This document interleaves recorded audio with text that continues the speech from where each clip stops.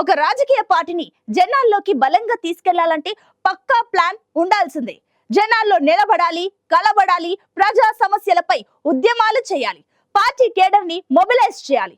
సామ దాన భేద వ్యూహ ప్రతి వ్యూహాలతో పార్టీని ముందుకు తీసుకెళ్లాలి. అధికారం కోల్పోయినా తిరిగి ఒక్కో ఇటుకను పేర్చినట్లు పార్టీ నిర్మాణాన్ని చేపట్టాలి. కానీ తెలంగాణలో ఒక పార్టీకి 8 మంది ఎమ్మెల్యేలున్నా ఎవరికి వారే యమునా తీరే అన్నట్లుంది వాళ్ళ కథ.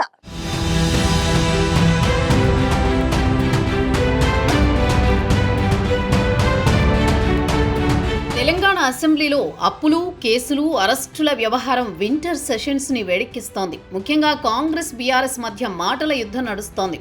అసెంబ్లీ సమావేశాలు లేనప్పుడు మాత్రం కాంగ్రెస్, బీఆర్ఎస్ ఒక్కటేనని చెబుతోంది బీజేపీ. కాంగ్రెస్, బీజేపీ లోపాయికారి ఒప్పందంతో వ్యవహరిస్తున్నాయంటోంది బీఆర్ఎస్.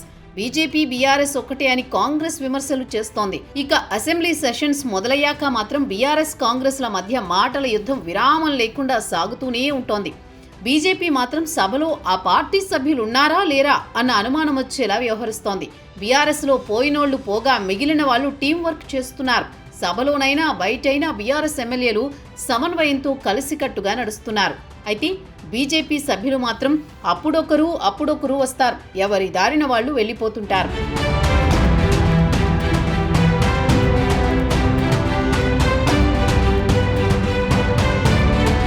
తెలంగాణ బీజేపీలో ఉన్న 8 మంది శాసనసభ్యుల పరిస్థితి ఎవరికి వారే అన్నట్లుంది. శాసనసభ సమావేశాల మొదటి రోజు ట్రాక్టర్లలో రావాలనుకున్న బీజేపీ సభ్యులు ఆ ఒక్క రోజైనా ఒకేసారి వచ్చారా అంటే అది లేదు. 2 ఒకసారి, 3 మరోసారి వచ్చారు.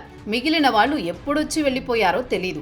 సభలో కూడా బీజేపీ సభ్యులు ఒకరికి ఒకరు సహకరించుకుంటున్నట్లు కనిపించడం లేదు. బీఆర్ఎస్, కాంగ్రెస్ సభ్యులు అప్పుల మీద వాడివేడి చర్చ చేస్తుంటే ఆ 2 పార్టీలు అప్పులతో రాష్ట్రాన్ని అధోగతి పట్టిస్తున్నాయన్న వాదనని వినిపించలేకపోయింది బీజేపీ. 6 మోసాలు, 66 అబద్ధాలు అనే రొటీన్ డైలాగ్ మినహా కలిసొచ్చిన అవకాశాల్ని రాజకీయంగా వాడుకునేలా వ్యూహాత్మకంగా వ్యవహరించలేకపోతోంది కాషాయ పార్టీ. అంతెందుకు, నిన్న సభ ముగిసిన తర్వాత మీడియా పాయింట్ దగ్గర ప్రభుత్వ మోసాలపై నినాదాలిస్తూ ప్లకార్డులు ప్రదర్శించిన సమయంలో కూడా 3 బీజేపీ ఎమ్మెల్యేలే వచ్చారు. ఉన్న 8 మంది ఎమ్మెల్యేలు ఏకతాటిపై లేకపోవడంతో సభలో కానీ సభ బయట కానీ ప్రభావం చూపలేకపోతున్నారు.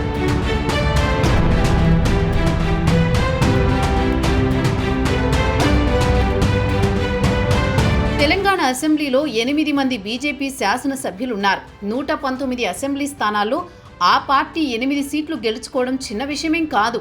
ఎందుకంటే 1984 లోక్సభ ఎన్నికల్లో దేశవ్యాప్తంగా 2 సీట్లు గెలుచుకుంది బీజేపీ. విచిత్రం ఏమిటంటే అప్పట్లో గెలిచిన 2 స్థానాల్లో ఒకటి తెలంగాణలోని హనుమకొండ నుంచి చందుపట్ల జంగారెడ్డి విజయం సాధించగా, మరో స్థానం గుజరాత్ నుండి ఏకే పటేల్ గెలుపొందారు. అయినా పట్టు వదలని కాషాయ పార్టీ అంచెలంచెలుగా పోరాటం చేసి దేశ రాజకీయాల్లో గట్టి ముద్ర వేసుకోగలిగింది. అయితే తెలంగాణ బీజేపీ ఆ పోరాట స్ఫూర్తిని అందుకోలేకపోతోంది. Telangana BJP floor leader Aleti Maheshwar రెడ్డికి మిగతా బీజేపీ ఎమ్మెల్యేల మధ్య కోల్డ్ వార్ ఉందన్న గుసగుసలు పార్టీలో వినిపిస్తున్నాయి. ఆయన వంటెద్దు పోకడలతో మిగతా ఎమ్మెల్యేలను కలుపుకుని వెళ్లలేకపోతున్నారన్న చర్చ పార్టీలో ఉంది. కేంద్రంలో అధికారంలో ఉన్న రాష్ట్ర బీజేపీ మాత్రం ఆ పవర్ ని వాడుకోలేకపోతోంది. తెలంగాణలో కాంగ్రెస్ ప్రభుత్వం ఏర్పడి ఇప్పటికే 1 ఏడాది పూర్తయింది. ఇక గట్టిగా కోట్లాడేది 3 ఏళ్లు మాత్రమే.